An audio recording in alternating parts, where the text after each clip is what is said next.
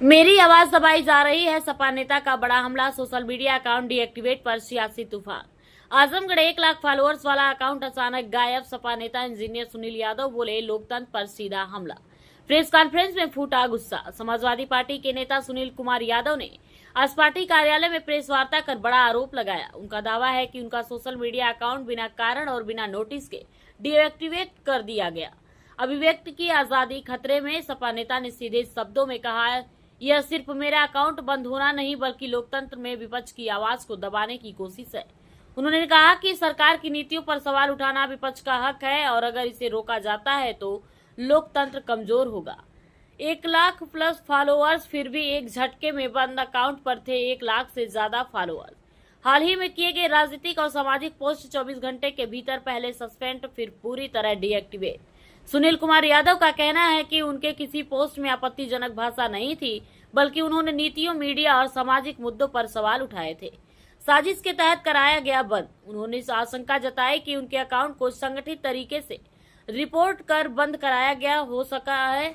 हालांकि उन्होंने किसी संस्था या व्यक्ति का नाम नहीं लिया। मीडिया को भी दी नसीहत, सिर्फ सत्ता पक्ष नहीं, विपक्ष की आवाज भी जनता तक पहुंचनी चाहिए, वरना लोकतंत्र का संतुलन बिगड़ जाएगा।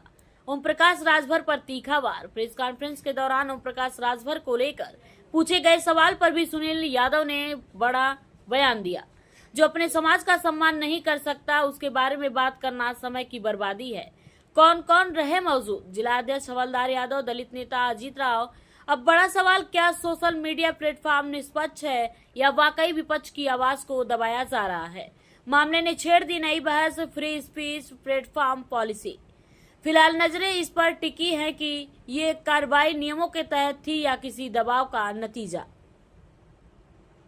लोगों को नमस्कार, प्रणाम, सलाम। बहुत शॉर्ट नोटिस पे आप लोग आए, उसके लिए बहुत बहुत धन्यवाद। आज का जो प्रेस कॉन्फ्रेंस है उसके पीछे एक उद्देश्य है। उद्देश्य ये है कि जिस तरीके से विपक्ष दबे कुछ लोगों की आवाज को दबाने की कोशिश की जा रही है, वो नहीं होना चाहिए। जैसे एक विद्यार्थी के जीवन में एक बढ़िया स्कूल, बढ़िया किताब और बढ़िया शिक्षक के अतिरिक्त एक जो बहुत जरूरी चीज होती है, वो होती है उसकी जिज्ञासा से उत्पन्न हुआ प्रश्न, जो एक शिक्षक से पूछता है, जिससे वो अपना एम्बिशन, अपना लक्ष्य बनाता है, समाज की कुछ कुरीतियों को दूर करता है और अपने आप को, देश को आगे बढ़ाने का काम करता है। उस चीज पर चर्चा करता है वो, जो चीज किताब में नहीं लिखी गई। वैसे ही सरकार है। कोई सरकार अगर सत्ता में है, कोई पॉलिसी इंप्लीमेंट कर रही है, कुछ काम कर रही है, तो विपक्ष का काम है उसके काम की, उसके नीतियों की समीक्षा करना। अगर उसमें कुछ गलत हुआ है, उसकी वजह से अगर कोई ऐसा वर्ग जो वंचित रह जाता है, उसके खिलाफ आवाज उठाना। इससे देश का फायदा होता है।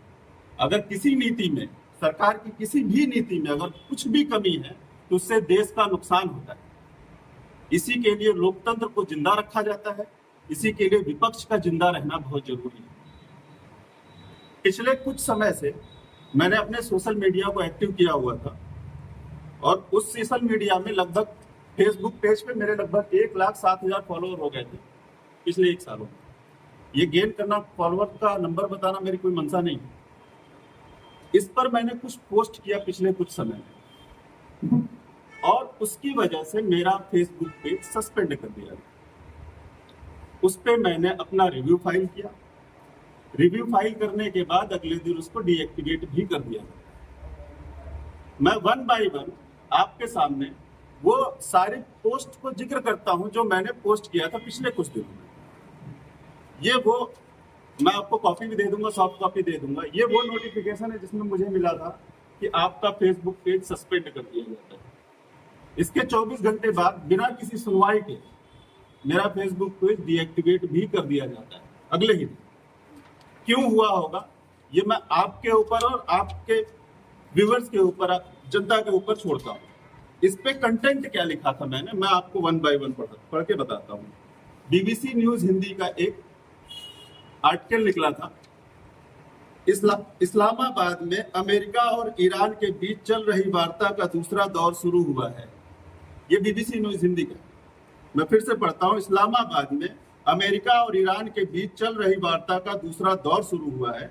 वार्ता के इस चरण में दोनों पक्षों द्वारा प्रस्तुत मांगों की तकनीकी पहलुओं पर जांच की जाएगी। मैंने इसका स्क्रीनशॉट लिया और अपने फेसबुक पे पोस्ट किया। पोस्ट में मैंने क्या लिखा है, लेकिन युद्ध रुकवाने का ठेका तो विश्व शीर्ष से जुमलाधिपति झांसाराम के पास था। 56 इंच का सीना भी जुमला निकला। दरअसल चौथी पास अनपढ़ राजा का सीना मात्र 4 इंच का है और जिगरा चवन्नी जितना, एकदम मुर्गी जैसा। इसमें मैंने किसका नाम लिया है? कोई अपने ऊपर ले ले तो उससे समझदार कोई नहीं है। यानी आपका सीना सच में 4 इंच का ही था। श्री योगी आदित्यनाथ जी का एक पोस्ट जिसमें उन्होंने स्पीच देते हुए लिखा था, माफिया मिट्टी में मिल चुके हैं, फिर भी कोई माफिया बनने का प्रयास करेगा तो मिट्टी में मिलने की तैयारी भी कर ले। इस पर मैंने रिप्लाई करते हुए उनको कमेंट में लिखा था कि सिर्फ माफियाओं को नहीं, कुंभ में लापता लोगों को और कोडिंग सिर्फ में मारे गए बेगुनाहों और मासूमों को भी मिट्टी में मिलाने का काम आप ही की व्यवस्था में हुआ है। आंखों के सामने से धुआं हट जाए तो एक नजर बुंदेलखंड से सोनभद्र तक चल रहे खनन माफियाओं पे भी डाल दीजिए। मिट्टी हमारी, धुआं आपकी, सरकार आपकी और तो और माफिया भी आपके। इसमें क्या गलत लिखा है मैंने? क्या इस चीज की वजह से मेरा फेसबुक सस्पेंड होना चाहिए?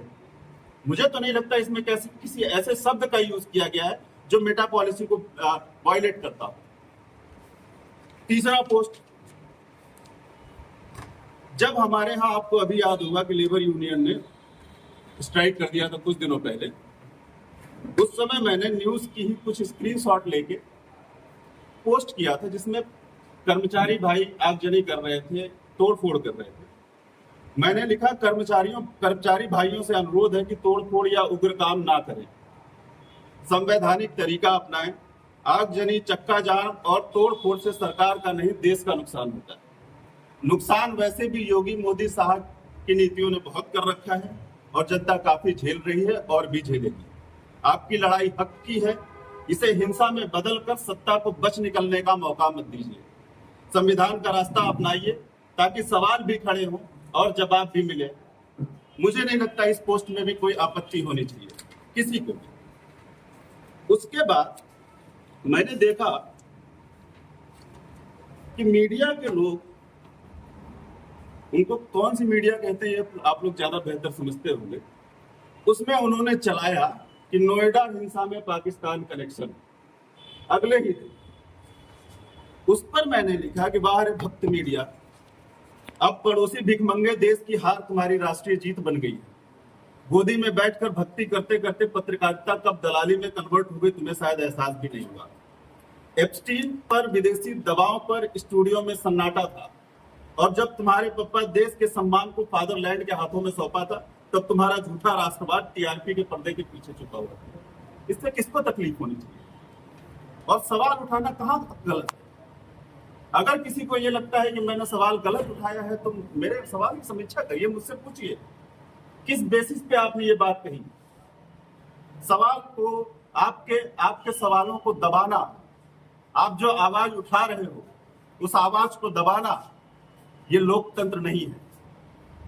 आज हमारी आवाज दबाई जा रही है, कल आपकी भी आवाज दबाई जाएगी। और मीडिया का काम ये नहीं है कि देश में कुछ भी हो उसमें पाकिस्तान का कनेक्शन जोड़ दो। अरे वो भिखारी देश भीख मांग रहा है और आपकी पॉलिसीज के चक्कर में, आपकी नीतियों के चक्कर में आज वो विश्व शांति का राजदूत बना हुआ है। भारत हमारा इतना गया गुजरा था और सवाल उठाने की इजाजत नहीं देंगे, ऐसा मैं होने नहीं दूंगा। मैंने नया फेसबुक पेज बना लिया और एक ही वीडियो डाला और जनता इस तरीके से खोज रही कि उस वीडियो पे लगभग 8 लाख व्यूज हो गए हैं 3 दिन में। तो मेरे 1 लाख फॉलोअर्स को बंद करके आपने लोगों को जगा दिया है कि ये 2-2.5 लाख हो जाएंगे। अब आप एक एक करके मुझसे सवाल पूछ सकते हैं और ये एक एक कॉपी मैं आप लोगों को अभी जाते समय दे दूंगा। सॉफ्ट कॉपी भी चाहिए होगी तो जी। ये जो पोस्ट डाले थे ये लगातार डाले थे कैसे, मतलब ये लगातार लगातार डाला था। मैं लगभग हर रोज डालता हूँ पोस्ट, कुछ न कुछ। ऐसे पोस्ट भी डालता हूँ जो देश हित के लिए जरूरी है, ऐसे पोस्ट भी डालता हूँ जो गांव हित के लिए भी जरूरी है, ऐसे पोस्ट भी डालता हूँ जो सरकार सरकार की नीतियां हैं, उसमें कुछ खामियां हैं। क्या बुराई है इसमें? अगर सरकार कोई नीति बना रही है और उसमें कुछ खामियां हैं और उस पर सवाल उठाया जाए। प्राइवेट फेसबुक है, जैसे प्राइवेट कंपनी का है, ये सोशल मीडिया प्लेटफॉर्म है, तो आपका क्या आरोप है कि मतलब इसमें? देखिए, ऐसा है ना कि इसमें कोई शब्द ऐसा नहीं लिखा गया है जिससे इससे मेटा की पॉलिसी वायलेट होती। मैं इंजीनियर हूँ, थोड़ा सा पॉलिसीज को मैंने स्टडी किया हुआ है। इसमें कोई भी शब्द ऐसा नहीं लिखा हुआ है जिससे मेटा की कोई पॉलिसी वायलेट होती हो। माफियाओं का शब्द का नाम योगी आदित्यनाथ जी ने दिया था, मैंने नहीं। मैंने इस पे कमेंट लिखा। तो किसी चीज को कंडेम करने पे मेटा तो नहीं बैन करता है। इसमें जहां तक मुझे ऐसा एहसास है, किसी आईटी सेल ने इस पे हमारी पोस्ट पे ज्यादा से ज्यादा रिपोर्ट किया है ताकि ये मेरा फेसबुक पेज बैन हो। तो क्या आपका यह मानना है कि युवा वर्ग भी दबाव में आ गए हैं? क्या माफ करिए, फिर से रिपीट करिए। आपका यह मानना है कि युवा वर्ग भी दबाव में आ गए हैं क्या मोदी और योगी पे? इस पे कोई कमेंट नहीं कर सकता। मार्क जुगरबर्ग अपना काम कर रहे हैं, उनकी पॉलिसी सिर्फ मेरे लिए नहीं है, वो सबके लिए है। मेरा सिर्फ इतना कहना है कि अगर आप कुछ पोस्ट कर रहे हो और मैं उस पोस्ट पर रिपोर्ट कर रहा हूं और कई सारे लोगों से रिपोर्ट करवाया, तो फेसबुक बाउंड हो जाता है बैन करने के लिए। वैसा ही कुछ मेरे फेसबुक के साथ हुआ है और ये कौन कर सकता है वो आप लोग अच्छी तरीके से सस्पेंड करने से पहले, इंजीनियर साहब पेज सस्पेंड करने से पहले क्या मेटा की तरफ से आपको कोई इन्फॉर्मेशन दी? जी, इन्फॉर्मेशन आई। या जो स्थानीय प्रशासन है या सरकार की किसी मिनिस्ट्री की तरफ से कोई मैसेज आपको मिला कि आपने इस नियम को तोड़ा है जिसकी वजह से? नहीं, ऐसा कुछ नहीं था। मैंने रिपोर्ट, उन्होंने कहा कि due to some policy violation we are suspending your page, और if you think that this decision has been taken mistakenly, you can report to us. मैंने उनको मेल लिखा, रिपोर्ट किया। उनका एक AI चैट माध्यम होता है, भेजा।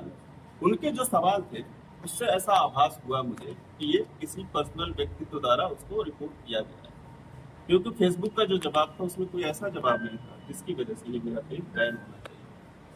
मैं चक्का जाम था, तोड़, इसमें आगजनी का एक पोस्ट लगाया, वो आगजनी मेरे द्वारा की गई नहीं, वो आगजनी वहां हुई थी, उसका स्क्रीनशॉट लेकर मैंने पोस्ट किया। एक और पोस्ट मेरा छूट गया है, मैं बता देना चाहता हूँ। इस पोस्ट में मैंने किसी का नाम नहीं लिया, ना ही किसी व्यक्ति का, ना ही किसी पार्टी विशेष का। किसी को लगा होगा कि ये उसके लिए कहा गया है, उन्होंने इस चीज को कि मेरी पोस्ट पे जो है कंडेम किया होगा। अब ये आप अंदाजा लगाइए कि किसने सोचा होगा कि किसके खिलाफ लिखा गया होगा। ये बात है उस दिन की जिस दिन महिला आरक्षण के लिए न्यूज आई थी, अगले दिन सदन बैठने वाला था। मैंने लिखा था, एप्स्टीन फाइल के नंगे नचनिया और अपनी ही अर्धांगिनी को छोड़कर भागने वाली बलात्कारी जनता पार्टी के अनपढ़ गुरु घंटाल और उनके भक्तगण आजकल महिलाओं के सम्मान की बात कर रहे हैं। वाकई ये हास्यास्पद भी है और दुर्भाग्यपूर्ण भी। ये बलात्कारी जनता पार्टी अगर कोई अपने आप को समझ रहा है तो समझ ले। मैंने तो बलात्कारी जनता पार्टी को बोला है ये बात, एप्स्टीन के नंगे नचनियों को ये बात बोला है मैंने। अगर कोई अपने आप को एप्स्टीन का नंगा नचनिया समझ रहा है तो समझ ले, मैं लिखना बंद नहीं कर सकता जी। अब आप चाहते हैं क्या अगला कदम क्या होगा? मैं कुछ नहीं चाहता हूँ, मैं मीडिया बंधुओं को ये कहना चाहता हूँ कि इस लोकतंत्र को बचाने की जितनी जिम्मेदारी हमारी है उतनी जिम्मेदारी आपकी भी है। आप जितने तल्लीनता से पक्ष की बातें जनता तक पहुंचाते हैं, उतनी तल्लीनता से विपक्ष की बातें भी पहुंचाए। जनता को ये मौका दें, वो सोचे समझे फैसला ले, कौन मेरे लिए बेहतर है, कौन मेरे लिए बेहतर नहीं जी। मतलब क्या है आपका, अगर इसमें क्या करना चाहते हैं? देखिए, मैं तो जो कर रहा था मैं करता ही रहूंगा। मैंने फेसबुक नया बना लिया है और भी कई सारे यूट्यूब चैनल, इंस्टाग्राम पे भी मैं एक्टिव हो जाने वाला हूँ। व्हाट्सएप चैनल भी मैंने बना लिया है। मैं लिखना बंद नहीं करूंगा, मैं देखता हूँ कहाँ के लोग बंद करते हैं।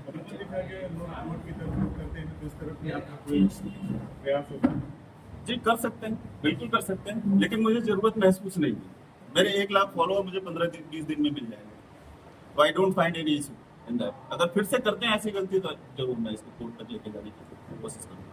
सोशल मीडिया पर कुछ ऐसे चैनल हैं जो सबका सवाल करते हैं, और उनका कई चैनल जैसे नेशनल दस्तक हो गया और भी कई चैनल है, यूट्यूबर भी हैं जिनका चैनल सस्पेंड कर दिया जा रहा है, आपका भी सस्पेंड किया जा रहा है। इसको लेकर क्या लगता है कि आपकी कैसी साजिश रची जा रही है लोगों के खिलाफ जो सबका सवाल ना पूछ पाए?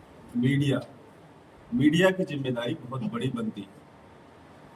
हम तो कर ही रहे हैं अपना काम, हम अपना काम पूरे तरीके से कर रहे हैं। आप एक बात बताइए, हमारे राष्ट्रीय अध्यक्ष जी पिछले 4 दिनों में जो दौरा किया, जो स्टेटमेंट दिया, कितने मीडिया ने कवर किया उसको? एक हफ्ते पहले रामलीला ग्राउंड शिक्षकों से भरा हुआ था। रामलीला ग्राउंड छोटा सा ग्राउंड नहीं है, लाखों लोग चाहिए होते उसको भरने के लिए। किस न्यूज वाले ने कवर किया उसको? आज विपक्ष को दबाया जा रहा है, कल आपको दबाया जाएगा। आप शोर मचाओगे, आपकी आवाज भी सुनने वाला कोई नहीं। लोकतंत्र को जिंदा रखिए। बात अगर मीडिया की जा रही है तो जब मोटे फाइनेंस की बात होती है, विज्ञापन की बात होती है, तो उन्हीं को दिया जाता है जो आपकी खबरें प्रसारित नहीं कर रहे हैं। इन छोटे यूट्यूबरों का नहीं ध्यान दिया जाएगा तो यहाँ भी वही दबाव में खेलते हैं। ये गलत सवाल मैं इसको कहूंगा। मीडिया विज्ञापन से नहीं चलता, मीडिया खबरों से चलता है। अच्छी खबर बनाइए, विज्ञापन नहीं चलता। अभी आईटीसीएल का नाम लिया तो इसके पीछे कौन सी कार बनी हुई है, किसकी साजिश है?